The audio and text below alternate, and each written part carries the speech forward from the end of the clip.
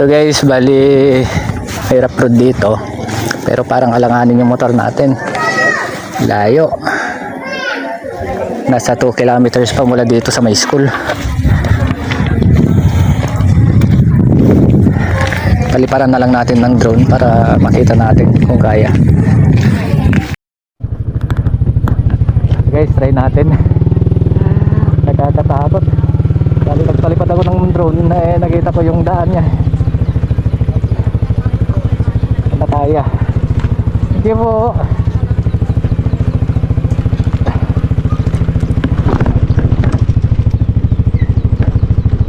Kung ganito lang daw, hindi siya umulan. Ay umulan, kaso medyo tuyo naman na.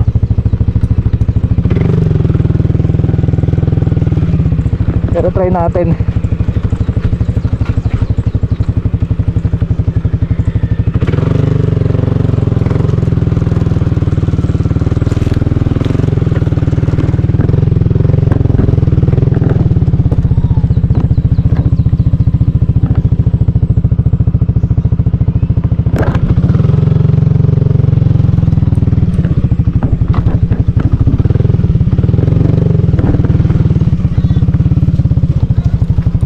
Saan po? Nagkamali tayo. Nagkamali tayo ng daan. Tumiretso tayo sa putik. Ito pala yung daan. Bali magra-ride tayo.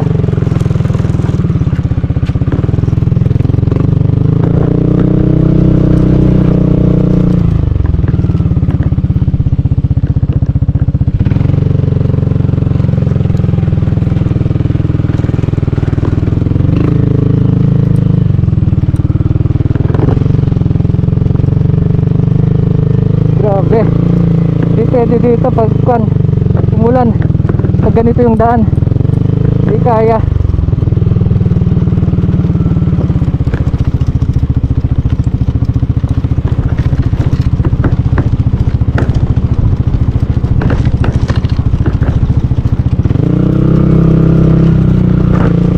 Okay naman siya, medyo lang dun lang sa start kanya. Pero titignan natin kung kaya.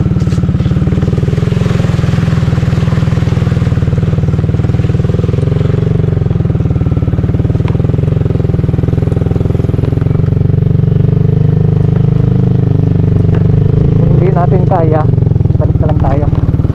Tayo masiraan.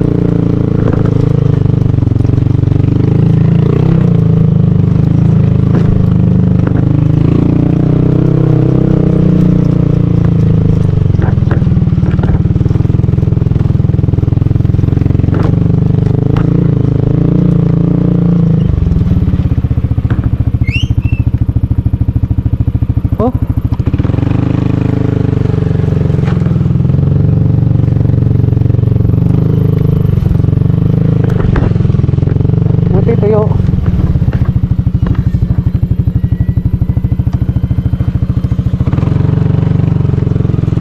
Punta sa to, hindi na ako tutuloy.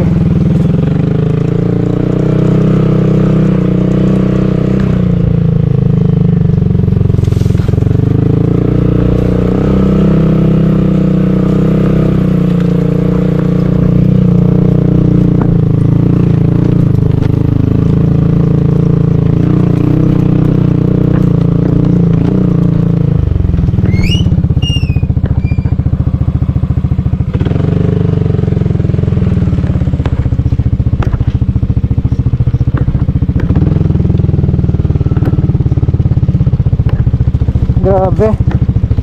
Hindi ko akalain na ganito.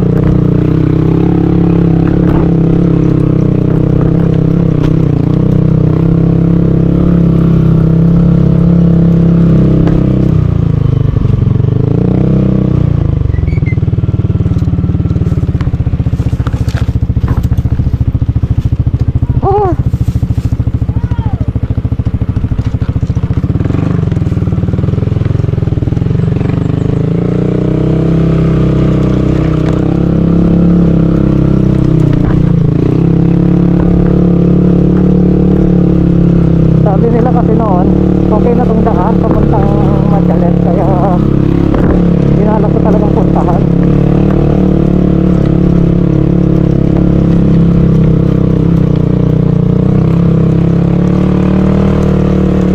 Dito naman pala okay. Ganito pa rin sarap doon.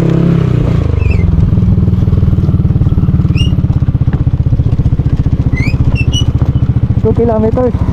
Pero mali pala daw yung kon nila na sabi nila sa paano 2 kilometers.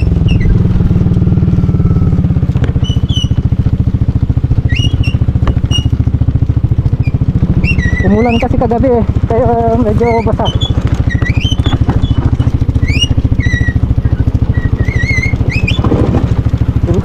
Bumubulas ng aking gulong.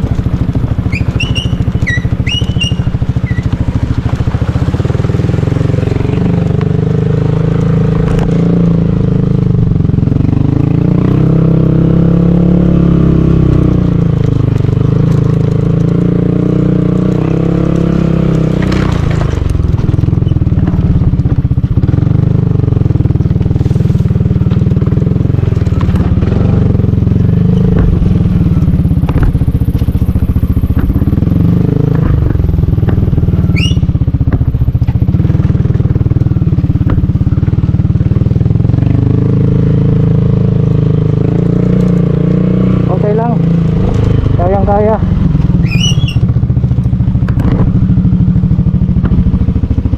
mas malala pa yung inakyat ko sa part ng Bagyo.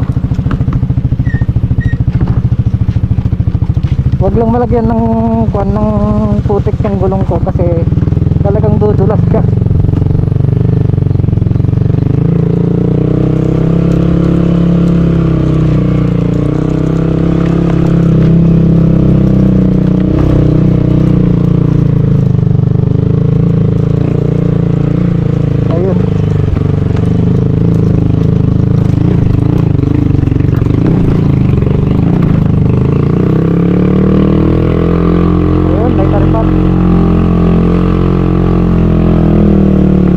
Yung pinakamahirap lang nakyatan. Hirap yan.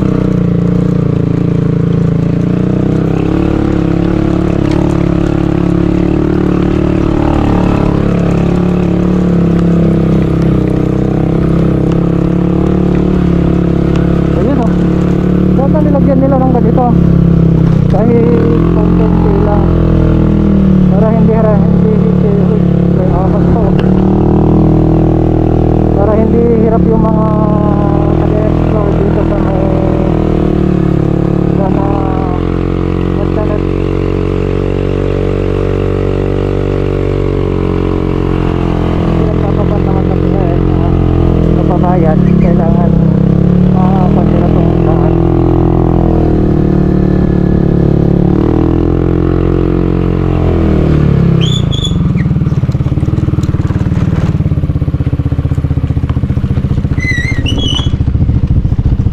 ayusin nila.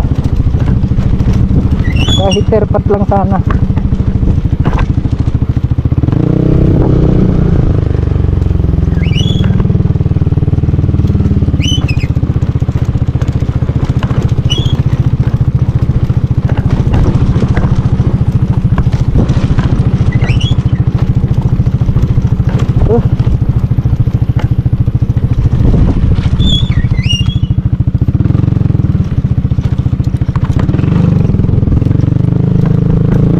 Kailangan may kwan ka, may experience ka sa mga motocross.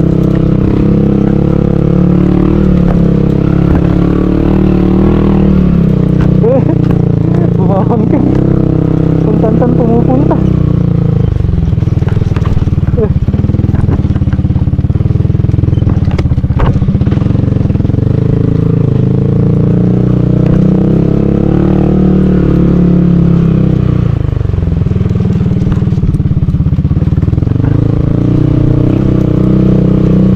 Makulimlim.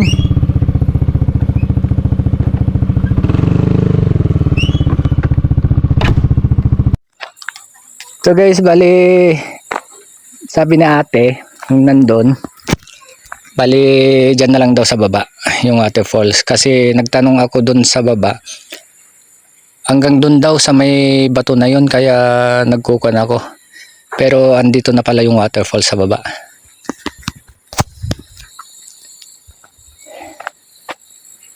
Grabe, layo. Kaya naman yung motor kung ganito siya, na hindi siya basang-basa yung lupa. Pero kung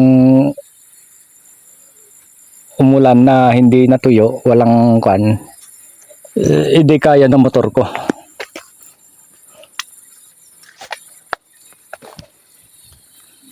Parang parang ano yun, parang benteng bundok na yung narating ko. Grabe, parang pumunta ako ng Maliko, Balikan, ganun siya kalayo. Baba tayo dito, pero kaya naman yung motor, wag lang tayong abutan ng ulan.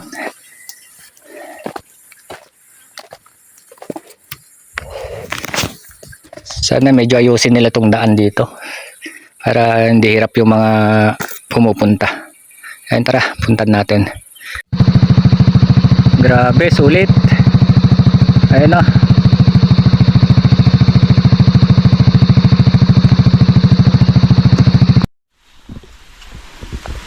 So guys, bali hanggang dito na lang pala yung motor. Sa may baba. Nakakarating pala yung motor hanggang dito, pero may lalakarin. Pero okay siya na kasi ginawan naman pala ng ganito, hagdan, step by step. Ito ang pinakaayaw ko yung may step by step kasi mahina na ituhod natin. Ang ganda, sulit talaga yung pagpunta mo dito. Kaso yung daan lang talaga na papunta dito ang mahirap, lalo na pag umulan, basa. Talagang siya, pang sport lang na motor, pero kapag yung mga NMAX talagang sasayad yung araro.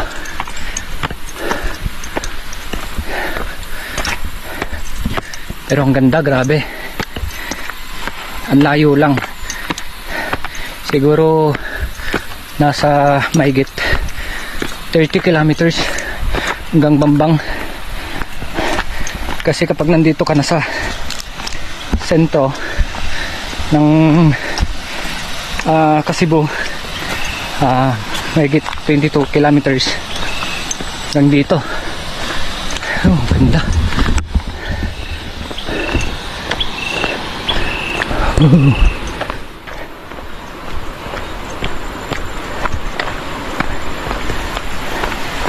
Ayun, no?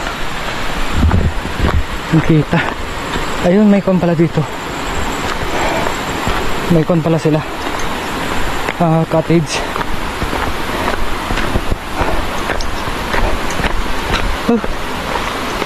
Ito ang pinakaayaw ko, yung may nagdan. Ayun o.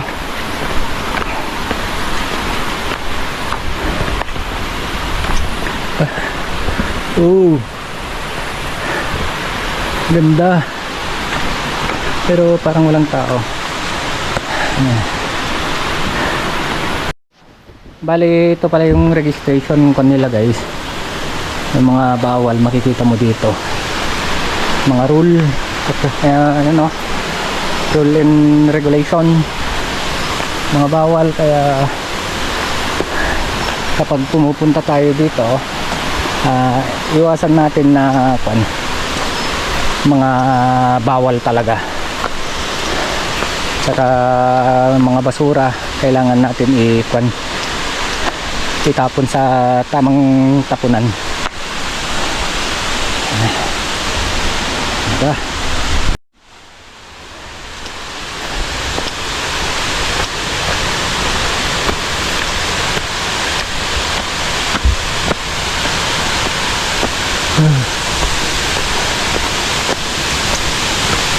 Ayun o. Wow, sulit yung pagod. Ang taas, grabe.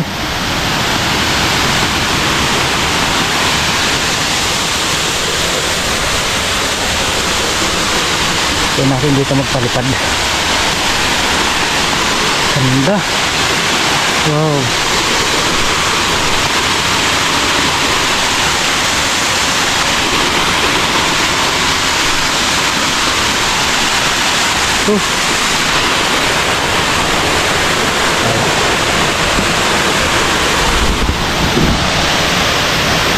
Grabe, ang taas. Ayun o. Doon sa dulo. Meron pa dito. Diba? Pero dun sana tayo sa baba para makapagpalipad. Tara, balik tayo.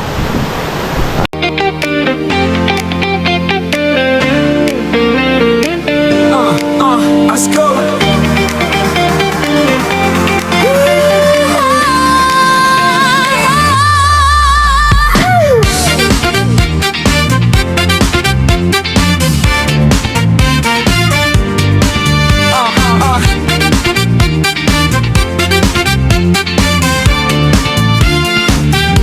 Pagpasok mo pa lang, ako'y nagulat.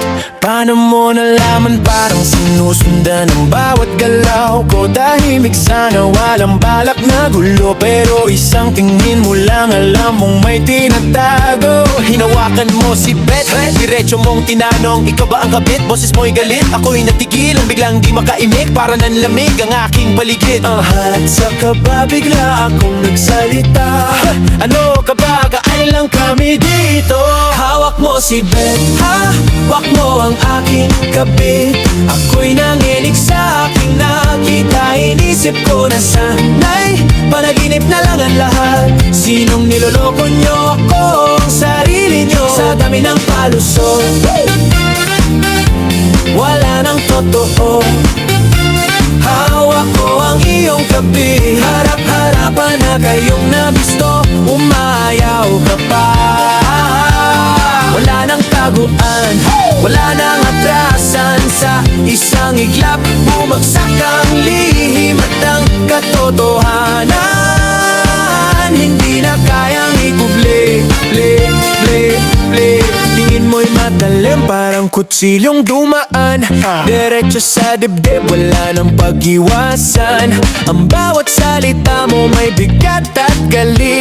Hindi na biro to, wala nang pipigil. Sa kwartong dapat tahimik, naging parang digmaan. Ang bembang nabalat ng lambot si Manoy. Mga mata mong naglalagablab, walang kapantay ang tapang. Wala nang lusot, wala nang dahilan sa isang eksena na huli ang katotohanan.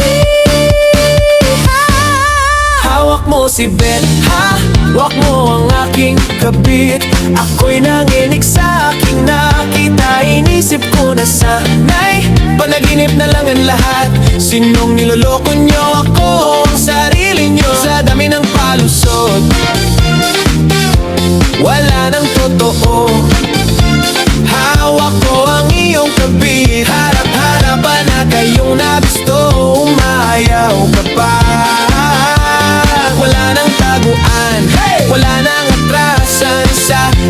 iglap. Bumagsak ang lihim at ang katotohanan hindi na kayang ikuble. Sa dulo anumang palusot mo, mahuli at mahuhuli ka pa rin dahil walang sekretong di mabibonyag. Sa dulo anumang palusot mo, mahuhuli at mahuhuli ka pa rin dahil walang sekretong di mabibonyag.